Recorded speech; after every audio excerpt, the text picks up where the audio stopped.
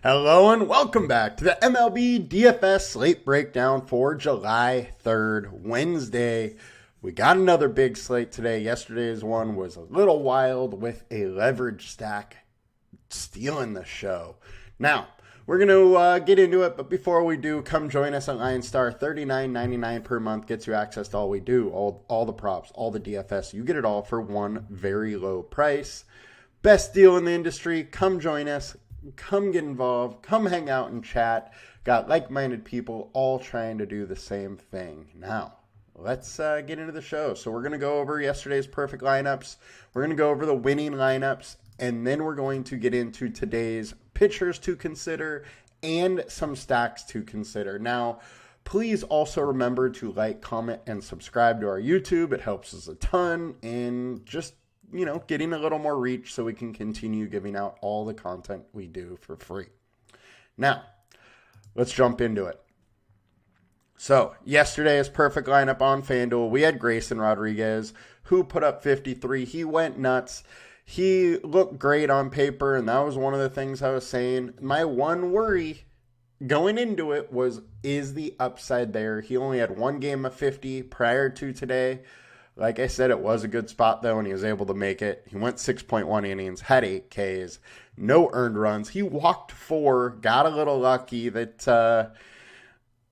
those walks didn't really cost him, but got the quality start, got the win. Great job, G-Rod. And then hitting-wise, we got no stacks in the perfect lineup. It is, just a slew of one-offs. They used almost all the salary. 320.1 was the perfect lineup. Then the winning lineup was 228.3. Went to Mike T 404, who had Zach Lytle. Real risky going there. He just nailed his hitting is pretty much what happened. Lytle was 8,400, only put up 33, was 0.2% owned. Went 5 innings before the delay and then didn't come back because of a delay in that game. So he is incredibly low owned, but our man here nailed the Colorado 2-man stack, had Lowe go nuts. Chris Taylor didn't do much, but Alvarez went nuts. Solera hit a home run. Doyle, second game in a row going nuts. Turner had 2 home runs. So he pretty much put a team of one-offs together and got it done. This is the, second time we've seen a one-off lineup win over the last week, maybe 2 weeks. But as always, I wouldn't build these lineups. Congrats to him. You got it done. This 8-leg parlay was wild and you won 20K from it. So let's move it to DraftKings. On the DraftKings side, we had Nathan Eovaldi and Grayson Rodriguez as the 2 pitchers. Eovaldi was one of the guys I mentioned that I was kind of interested in yesterday. When he's on, he's really on, and he was very on yesterday, so he got it done. Then also, we got a 2-man Oakland stack, and then all one-offs for the hitters. Used almost all the salary. 243.8 was the winning lineup, or was the perfect lineup score. Then 179.1 was the winning lineup. Went to Utica, who had G-Rod, had Kirby, so he had some chalk pitching, both pitchers from the same game, so one pitcher could only get the win in this spot, which was an interesting call there. But then had the Texas stack, who went nuts. Heim didn't do that much. Lowe went absolutely nuts. 1.5% owned, or Nellis put up 9 at minimum salary, but then he nailed the Turner pick as a one-off. Langford did enough. Tavares did enough. Judge went off. So he really nailed his one-offs being Turner and Judge. And then that Texas stack put up 7 runs and was enough with Lowe leading the way at only 2% owned. Super low owned lineup there. Got it done. So congrats to Utica. And let's move it over to today's slate to see what we got. So there is 11 games on the docket again. Normal start time. And the highest owned pitcher is Davis Daniel. So he went nuts last game, going 8 innings, 99 pitches, and 8 Ks versus the Tigers. Now he has Oakland, so he's in a similar great spot. He did very, very well last game. He's a decent prospect. He's got it done before. He is not a young guy. He's like 27, just breaking into the major leagues. It goes to show you a little bit as far as the caliber of prospect he is. I got to say that I do not expect another 8-inning, 8K game. However, his strikeouts are there a little bit from minors, so I don't think a K an inning or so is that crazy to do again in this spot, and I think you got to consider him based on that last body of work. But I also don't love it, so do with that what you will. I don't mind going there. I don't love it. Next, we got Zach Wheeler with the Phillies going against the Cubs. Don't mind going here. They're striking out 25.5%. Low WOBA.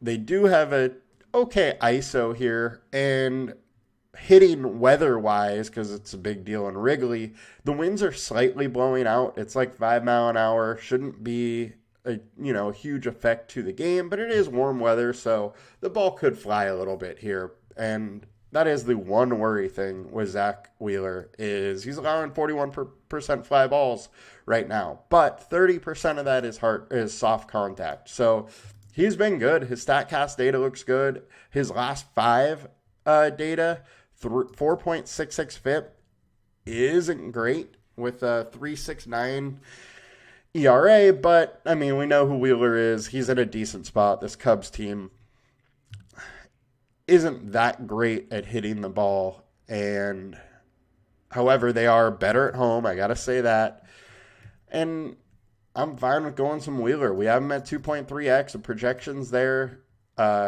Consensus projection is a little low, though. That's, one little worrisome thing to me is the consensus is so low. I'm surprised he's still coming at 19% owned with that. But, who knows how it breaks down. The consensus is still the second highest projection, so that's probably why he is coming in a little bit lower owned. But Wheeler's in a fine spot. Next, we got Chris Sale. He has been amazing. And the one knock from years prior, in this later stage of his MLB career is inconsistency. But this year, he's been nothing but consistent. He has been crushing game in, game out.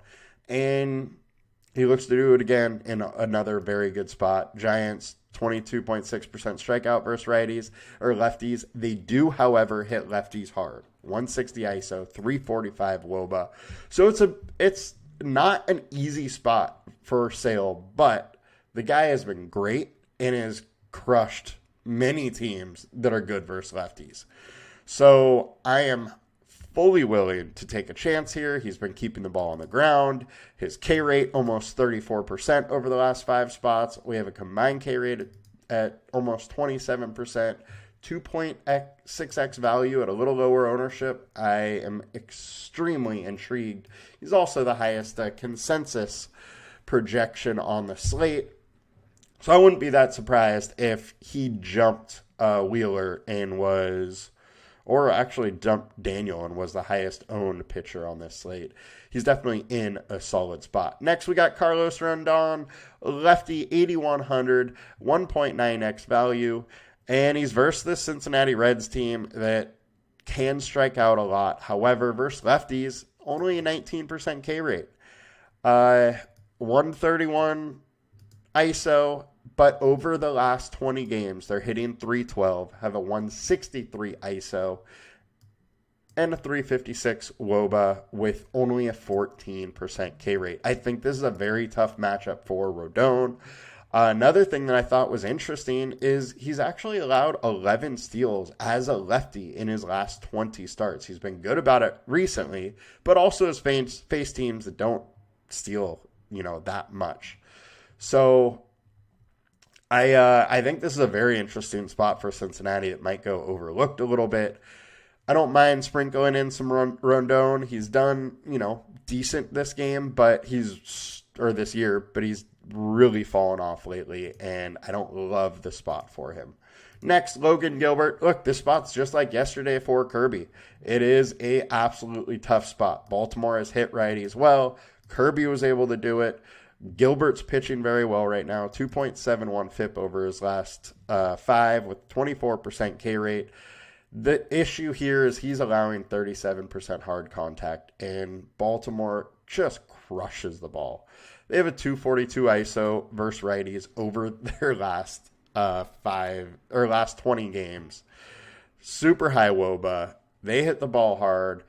Kirby, in a very small sample size, has done well versus Baltimore in the past, but I think this is a very, very tough matchup for him, and really hard for me to click that button. He is better at home than he is away, but it's not like Kirby where it's 50% better. I am very worried about clicking that Gilbert name. However, we got him at 2x. So he's lower owned. The value's there to get him into lineups. I'll sprinkle him in. I'm not going hard. Dean Kremer next, 7.1K, 2.1x. He went 75 pitches in his last outing, so he's pretty much going to be fully stretched out, I think, at least around 90 pitches or so. I do have to warn you that he has 11 ERA in the minors over his last 3 rehab assignments. He has 12 earned runs or something in 10 innings. So he's been terrible. However, he was probably working on stuff, getting into shape, not really worried about, the pitch mix he's throwing each pitcher. He's just working on his stuff to get back. So take some of that with a grain of salt. However, his form has been very bad. Now, he is in a really good spot. Seattle striking out 28%. He's only 7.1K. He has 3 games of 25 plus, and those 3 games are all teams that strike out a decent amount. I like this spot for Kirby. Very worried about how bad he did in the minors and the fact that Seattle has touched him up a little bit. 4 home runs and 41 plate attempts, 282 average, 385 ISO. They have done some damage to him and not really let him get his ceilings. So at 7.1K, I'm a little interested. Okay sprinkling a little in, but definitely not going overboard, and definitely a little bit worried about the minors work. Now, Kiter Montero, he's only 4K, so he's at least a little interest. He shows some K upside in the minors. His ERA, though, in the minors is 5. He's not a great pitcher. The whole reason you're considering him is that he is 4K. He doesn't need to do that much at 4K to be worthy. So if you want to pay up for bats, you can absolutely do it if you want go with him. I worry about the ceiling because you really need to get 12, 15 out of him. And I don't know if you're going to be able to get that. Can you get 8, 10, 12? Probably. But anything above that is, questionable. But that's your way to pay down, definitely. Next, Shota Amanga, 2.1x. We jumped off this bandwagon a little bit ago, and I think it might be time to get back here. He has a 4.3 FIP over a 5.67 ERA over his last 5, so we expect him to be better. I expect some aggression back to his norm. He has a 3.27 FIP over his last 20 with a 24% K rate. Now, he is allowing too many fly balls, a little bit too hard contact, and too many barreled balls, but this lineup that we're going to get from the Phillies is not the normal lineup, and they haven't been great versus lefties. Over the last 20 games, 219 average, 100 ISO, 270 WOBA. It's not that great. The only thing is they don't strike out much. So I'm actually a little bit intrigued on Shota in this spot. Whether it is decent hitting weather, but winds aren't blowing out. But you do got to worry that they are slightly blown out at 49% fly balls. So another spot. I wouldn't go super hard on it, but very intrigued. David Festa. All right, this guy is decent. He's a guy that has like a mid-threes ERA this year in AAA, striking out like 13 per 9. So there's major K upside here. But, can he keep the ball away from the bat enough that the Tigers in Major League hitting can't get to him? He had a tough matchup versus Arizona and went five earned runs, 5 innings, 2 Ks. I do expect more strikeout upside than that for him based on what I've seen in the minors and his numbers in the minors. Now, you're not going to keep that kind of strikeout rate going from AAA to the major leagues, but a K an inning is absolutely plausible. And if he goes 6 innings at 6.7 K, has 6 Ks, it starts to look pretty interesting. So I don't mind taking some swings on Festa. John Gray, after being great, has been horrible lately, and the Padres have been hot. Don't love the spot for him. Padres have also hit him pretty well. So I think it's a rough one to try and go John Gray. Ryan Papoy, I do think is pretty interesting. He has a real ceiling, a real solid ceiling. And we have him at only 7.1K right now. And for that reason, I'm kind of interested. 2.3x. The Royals have been slumping a little bit. I mean, his StatCast data doesn't look good. His FIP over the last 20 is 4.18 with a 26% K rate. So there are definite signs of why we should be going here. He's low owned. He's cheap. I'm a little bit intrigued if I want to get a little bit wild going with a lower owned guy. Michael Wacha is another one that I'm a little bit intrigued with. Tampa Bay, 126 ISO versus righties, 287 WOBA, striking out at almost 26%. Meanwhile, Wacha's kind of turned back into form. 3.29 FIP over his last 5 starts, 3.76 over his last 20, 21% K rate. Got to be a little intrigued with Wacha in this spot. I think he can do some damage. Can get you the win. This Tampa Bay offense has been a little hit or miss, and slightly intrigued to go there. Jordan Hicks, I worry that he's going to not go deep enough. Kikuchi, just been hit or miss, and this Houston team is hot versus lefties, hitting 318 over the last 20 with a 354 ISO and a low strikeout rate. So I'm not really looking to go to Kikuchi, and Blanco is just so hit or miss. He can be totally on. This is the team that he went 9 innings and had 7K, threw a no-hitter against, but 2.86 ERA versus a 4.87 FIP. Like, that's just not sustainable. Even the pitchers that can handle the large FIP to ERA difference don't have that big of a difference. There's going to be some regression for him, and I find it very hard to want to go there at 9K. If he was a little cheaper and with these ceilings, I would be taking some swings, but at 9K, I find it really hard to get there. And then I think we got to talk about Gavin Stone, who has been pitching very well lately. The K rate has came up a little bit, FIP of 3 over his last 5, FIP of 407 so far through his MLB career. The only issue here is Diamondbacks have been hitting righties a little bit hard, and then he's averaging 35% less at home. But I'm willing to take some swings on a low-owned pitcher who has some upside. I mean, we just saw him put up 7 Ks, 9 innings versus the White Sox, and he's had a couple 30-point games, 8.5K, 1.9X. I don't mind getting a little bit of him. Outside of that, I'm pretty much done. Let's get over to FanDuel. We went pretty in-depth with all the pitchers today. Now let's check it out here. Highest owned, Chris Sale, 34% lefty. This is kind of what I expect to end up on DraftKings too, where Sale is the highest owned pitcher. Look, he's in a good spot. He's been really good, but he's 8.3K. That price is getting up there. I think he should be probably the highest owned pitcher, though.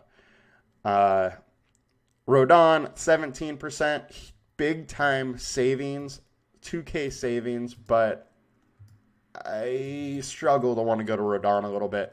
Gilbert in a very tough spot, 10.2K. I think Wheeler at 10.7 and only 10% owned is super intriguing. Shota, 9.7K is intriguing. Festa, if you want to get wild and pay down, if he's able to go 6 innings, get 6 Ks, and a win and a quality start bonus at 6.1K, you're looking really, really good. And versus this Tigers offense, I don't think that's out of the realm of possibility for him today. So I am a little bit intrigued by paying down and go to Festa in this spot. Also intrigued to go to Papoy or Stone. Waka is a little more expensive, but I don't mind taking some shots on him as well. Let's get over some stacks here.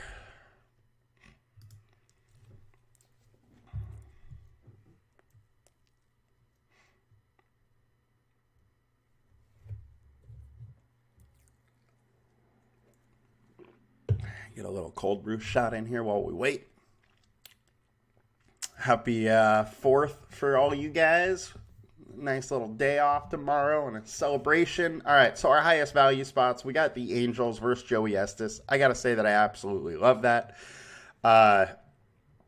Estes just frankly hasn't been good, and I think the Angels can absolutely get to him. Texas versus Mazar, I love it, especially the lefties. Mazar has been terrible to the lefties, so very intrigued there. Detroit versus Festa. I don't love this one. I think Festa is actually a better pitcher than what we saw last time out, but it's only one outing, so these kind of splits and numbers are really hard to factor into any sort of projections for us right now. Cincinnati versus Carlos Rodon. I'm a little intrigued there. I think they can do it on the base path. They hit the ball hard, and it's warm weather in New York. Highest owned today. We still do have this Colorado game, so they are likely to be up there. 11.5 total. It is 2.5 runs higher than anything else, so their ownership is definitely going to be up there, and they are the highest owned stack at 71%. Dakota Hudson just isn't good. 6.26 FIP over his last 5, 5.14 over his last 20. The bullpen's terrible. A lot of reasons to want to go to Milwaukee. I also don't mind Colorado, and they're going to go way lower owned. Next, our highest projected stacks.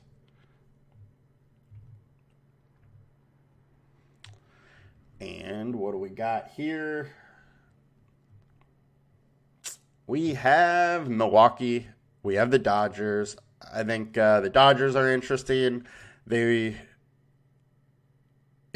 Did have, wrong team. Not sure who Arizona is going to be starting yet, but Dodgers always are going to project pretty well. Minnesota versus Montero. I think this spot is super interesting. Montero wasn't good in the minors. FIP of ERA of 5+ in AAA.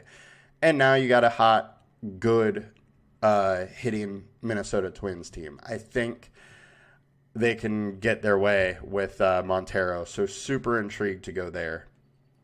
And it's going under owned. So that's one of the spots I really am probably going to try and push a little bit more of in my lineups. Let's get to the ceiling.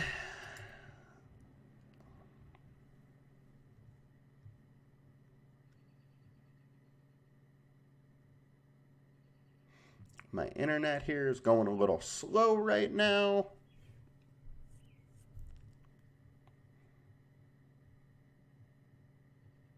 And our highest ceiling play is Minnesota. I'm super intrigued by this spot. I think they can really get it done. Baltimore versus Gilbert for a little bit of a leverage. Minnesota popping up again all over it. Super, super intriguing stacks going a little lower owned today. And our highest implied total, Milwaukee, 6.2 over Colorado at 5.3. So almost a full run difference here. And it makes a lot of sense. Hudson's allowing a high average exit velocity. Bullpen's been terrible. I think there's a ton of reasons to want to use Milwaukee. They're going to project really a couple points better than everybody else. So if you want to fade them, they are going to be the highest owned. Pretty much everything else will end up being low owned, but they are a very, very interesting spot. Minnesota, well, Dodgers at 5, Minnesota at 4.9, Texas at 4.9. Texas, Minnesota are super intriguing to me. Both of them I'm probably going to have a little bit. I also might have some San Diego versus John Gray, just because he hasn't been great for him lately. High average hard contact rate, high average exit velocity, a bad bullpen behind him. I think the Padres can get to the Rangers a little bit today. So that one's a little intriguing. Oakland for a leverage stack if Davis Daniel comes in high owned. Angels, I think, are intriguing if you want to pay down with bats a little bit. And then Houston, I think you got to bring up in this spot. Kikuchi just hasn't been good. And when he's not good, he allows a lot of home runs. And Houston can absolutely hit a couple home runs. And that bullpen's not great behind him. Yankees, also a bit intriguing. Andrew Abbott allows a lot of fly balls. Yankees can hit a lot of fly balls very, very long way. So for that reason, I'm a little intrigued by the Yankees. I don't absolutely love the spot, but they are a little interesting. And that will do it for us today, guys. Have a good one. Happy 4th tomorrow. Make sure to please like, comment, and subscribe. And I will be back Friday. Adios.